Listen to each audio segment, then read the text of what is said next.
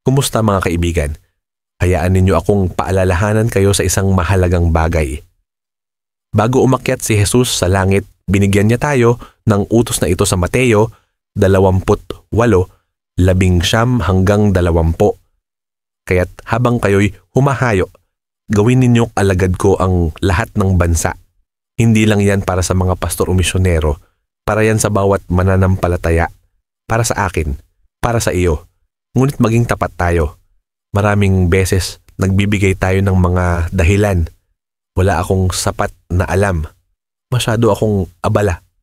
Masyado na akong matanda. O paano kung ako'y mabigo? Ngunit ito ang katotohanan. Hindi kailanman sinabi ni Jesus, humayo ka kapag pakiramdam mo ay handa ka na. Simpleng nga sinabi niya, humayo ka. At ito ang nakakatuwang bahagi.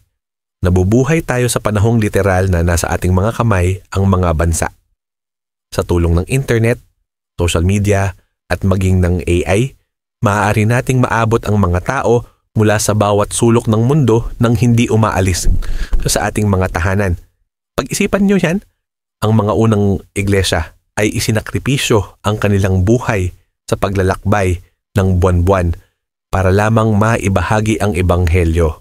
Ngayon, maaari kang mag-post ng isang talata, isang patutuo, isang mensahe ng pag-asa at makikita ito agad-agad ng isang tao sa kabilang panig ng mundo. Ang tanong ay hindi kung kaya nating sundin ang dakilang utos, kundi kung susundin ba natin ito. Ang tawag ay nanatiling nakatayo. Hinihintay ni Jesus ang iyong oo, wag na tayong mag-antala.